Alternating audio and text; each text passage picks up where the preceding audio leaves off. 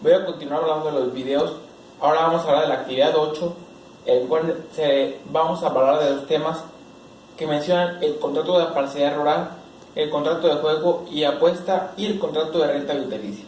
Vamos a comentar con el contrato de parcialidad rural, que el concepto nos dice que es un contrato de parcialidad agrícola, que es aquel en virtud del cual una persona llamada propietario concede a otra llamada a parcero un predio rústico para que éste lo cultive o lo trabaje con el fin de repartirse los frutos en la forma convenida y a falta de convenio, de acuerdo con las costumbres del lugar.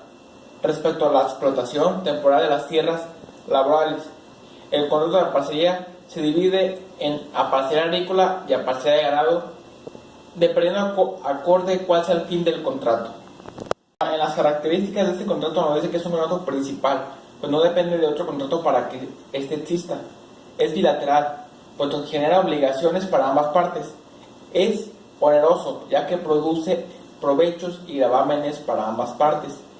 Y es aleatorio, debido a que las partes ignoran la cuantía de su prestación al celebrar este contrato. En la forma de este contrato, la ley civil menciona que debe otorgarse por escrito, en cuyo caso se formarán 2 ejemplares, uno para cada contratante. Sin embargo, cabe mencionar que en el Estado de México este contrato se puede realizar de manera verbal o por escrito, ya sea como ambas partes lo convengan. También hay que mencionar que es de acto sucesivo, puesto que todos sus efectos se prolongan con el tiempo hasta que se culmina con el contrato. O es instituto personae, en virtud de que se tiene en cuenta las cualidades de las personas, ya sea parcero o la persona que sea la encargada de entregar esa zona agrícola para su celebración del contrato mismo. Los elementos de distinción aparecen 2, que es el consentimiento, que la constituye la voluntad de las partes, tanto para el propietario que entrega el predio y el parcero al cultivarlo o en su caso cuidarlo, a efecto de repartir los frutos.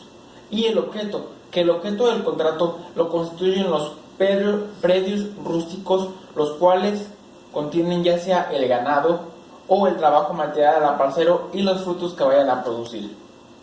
Los elementos de validez de este contrato nos dicen que este contrato sigue las reglas generales de los actos jurídicos. Aquí solo se estudiará la capacidad y la forma por ser mayor el interés. La capacidad de ejercicio, que nos dice que las partes o los contratantes requieren tener capacidad de ejercicio conforme a los preceptos generales, es decir, deben tener una edad que sea mayor a los 18 años.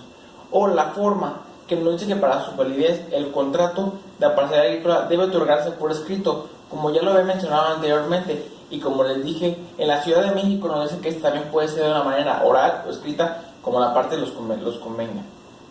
Ahora, dentro de las obligaciones de los contratantes vamos a hablar de las obligaciones que tiene el dueño, que es de conceder el uso y goce del predio, así como entregar el predio rústico a que se refiere el contrato, o no recoger los frutos a menos de que el parcero abandonase los bienes. Si lo hace, deberá entregar al parcero los frutos que, de acuerdo con el contrato, fijen los peritos, uno por cada parte, que son los que deben de presentar los contratantes, y pagar por su cuenta los honorarios de los mismos. No deben de retener de propia autoridad de frutos que correspondan al parcero para garantizar lo que le deba por razón del contrato, es decir, no deben de cobrarse con los frutos que fueron convenidos, y no debe de las semillas del contrato que vienen entregado al parcero para el cultivo de la cosecha no se deben de cobrar. O tampoco, una de las obligaciones es permitir que el parcero, cuando establezca su habitación en el predio que va a cultivar, que constituya su casa, para la cual podrá tomar los elementos que existan dentro de la propiedad. Ahora, también debe conceder al parcero el derecho al tanto. Si la tierra que estuvo cultivando va a ser dada en nueva parcería, éste tiene el derecho de que éste sea el primero, o debe ser a quien se le debe dar aviso de esta situación. También nos dice que el derecho a dejar ociosos sus bienes sin el tiempo necesario para que recobren sus propietarios. Las obligaciones del aparcero, el primero es el cultivar el predio rústico, dar aviso al dueño antes de recoger los frutos para que pueda proteger su interés. Si lo recoge sin este requisito, deberá entregar al dueño los frutos que conforme el contrato determinen los peritos nombrados, y serán por su cuenta los honorarios de los peritos. También debe de cultivar el predio y será responsable de daños y perjuicios que originarse si no actúas así. Las cláusulas importantes de este contrato es que deben manifestar los señores estar de acuerdo en obligarse a celebrar el contrato de parcería y agrícola referente al terreno dado en la parcería, el cual debe estar perfectamente estipulado en la zona en la que se va a encontrar y cuál va a ser el fin para el cual va a ser la materia de este contrato. Ahora, dentro de las causas de terminación, nos dice que puede ser por voluntad de ambas partes, por vencimiento del plazo señalado o por muerte del aparcero. Ahora, la elaboración, redacción e interpretación del contrato, como ya hemos dicho, esta lo rige el Código Civil y nos dice que tiene que ser redactado de una manera escrita, que debe estar acorde a las reglas establecidas previamente en los artículos señalados del Código Civil para el Estado de Jalisco. Ahora vamos a hablar del contrato de juego y de apuesta, que es aquel en virtud del cual una de las partes se obliga hacia la otra a dar una cosa, ya sea una cantidad de dinero por el pago de una apuesta o a prestar un servicio. Tal es el caso de las casas de juego. Si se le realizara este se realiza mediante un hecho futuro e incierto, ya que se realiza por parte de un acontecimiento, ignorando por cambios si no se realiza la misma o equivalente a la prestación y características de este contrato. Entre los elementos de existencia y de validez del contrato, vamos a comenzar con los elementos de existencia, que el primero de ellos es el consentimiento, que consiste en el acuerdo de voluntades que una de las partes obliga a la otra o viceversa cuando pierdan por el acontecimiento. La voluntad debe de ser tanto para escoger el hecho o acontecimiento como para la prestación que se ha a pagar en caso de perder, o el objeto, que nos dice que debe ser lícito y físicamente posible, ya que nos dice que el objeto que se realice de una manera ilícita, esa será una causa de rescisión del contrato, al igual que el momento en el que sea un objeto que no puede ser posible, también de igual manera se considera que el contrato queda nulo. Dentro de los elementos de validez encontramos la capacidad, que consiste en reunir el requisito legal necesario para celebrar estos actos jurídicos, o la ausencia de abuso de la voluntad, ya que no debe existir ni error, ni dolo, ni violencia, ni mala fe. O el objeto, motivo, en fin, ya que nos dice que deben de ser lícitos el objeto sobre el cual recae la obligación para ambas partes, y no ir en contra del derecho, pues de no presentarse esa licitud o dicha obligación, será nulo el contrato. La forma de este contrato nos dice que son consensuales, pues el ordenamiento civil no especifica formalidades para su celebración o sostengan una validez. Ahora, dentro de las obligaciones de los contratantes, nos dice que estos se apegan al ordenamiento civil del Estado de Jalisco. Al igual dice que el prestador debe de pagar al ganador lo apostado o lo jugado. De aquí se desprenden varios incisos, como puede ser el primero, que nos dice que lo perdido en el juego prohibido no debe pagarse, y si se pagó puede recuperarse y responder hasta un 50% de lo perdido, y el otro 50% debe entregarse a alguna causa que sea de beneficencia pública. O el otro apartado nos dice que si el juego no es prohibido, lo perdido no está obligado a pagar más de la 20ª parte de su patrimonio.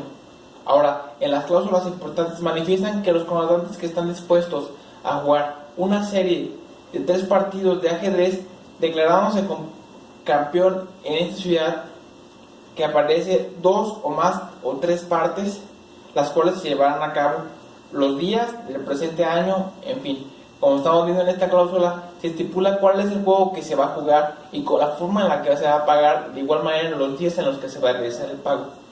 Ahora, para la revisión y terminación del contrato, uno de ellos puede ser por la muerte de uno de los contratantes. Vamos a hablar del contrato de la renta vitalicia, que es un contrato en virtud del cual el deudor se obliga a pagar periódicamente una pensión durante la vida de una o más personas determinadas, a cambio de una cantidad de dinero de una cosa mueble o inmueble, cuya propiedad se transmite por efecto del contrato. Este contrato tiene diversas características, nos dice que el contrato de renta vitalicia es irrevocable. Esto significa que una vez que ha tenido lugar su firma, ninguna de las partes puede dejarlo sin efecto de forma unilateral. Y además nos dice que los contratos de renta vitalicia pueden incluir la cláusula de periodo garantizado, que sería para proteger al acreedor en caso de que el deudor fallezca, o en caso de incumplimiento. Este tipo de contratos incluyen una cláusula de indemnización de pago para proteger a los contratantes. Cabe hacer mención que en este contrato las indemnizaciones económicas que se generan para las partes por incumplimiento pueden ser de una manera elevada o muy costosas. Ahora vamos a hablar de los elementos de existencia, que son dos, que como ya los hemos mencionado en los diferentes contratos, es el consentimiento, que consiste en el acuerdo de voluntades sobre la creación de obligaciones en dar una pensión constantes en una cantidad de dinero u bienes fungibles en cuanto al monto y la periodicidad de esta, así como con quien se constituye la renta, y el objeto, que lo constituyen tanto la pensión periódica que el deudor se obliga a pagar como la suma de dinero, los bienes inmuebles o los bienes inmuebles de este. Para los elementos de validez del contrato nos dice que la renta vitalicia sigue las reglas generales de los contratos, por lo que únicamente se estudiará la capacidad y la forma. Por capacidad entendemos que es la aptitud para ser sujeto de derechos o obligaciones, y nos dice que se transmitirá en propiedad del deudor a la pensión como consecuencia de la celebración del contrato en caso de que tenga una capacidad especial, o la forma que dice que ha de constar por escrito y en escritura pública cuando los bienes cuya propiedad se transfiere deban enajenarse con esa solemnidad. Ahora, las obligaciones de los contratantes, una de las obligaciones es transmitir la propiedad del bien o del capital comprometido. La dos es entregar la cosa. Y la siguiente puede ser que tiene las obligaciones de todo enajenante, ya sea saneamiento por evicción o por los vicios. Una de las obligaciones del deudor es pagar puntualmente la pensión convenida. También la renta vitalicia puede constituirse sobre la vida del pensionado, del deudor o de otra persona, y se tendrá la obligación de satisfacer la entrega de la pensión hasta el fallecimiento de la persona designada. Ahora, las cláusulas importantes nos dicen que el pensionista se obliga a transmitir el dominio de los bienes mencionados en el antecedente. También manifiesta a los contratantes que están conformes en pagar la mitad de los gastos de escritura y de registro del presente contrato. Ahora, la revisión y terminación del contrato puede terminar con la muerte del pensionista o la persona sobre cuya vida se convino la manera en la que se realizó el contrato.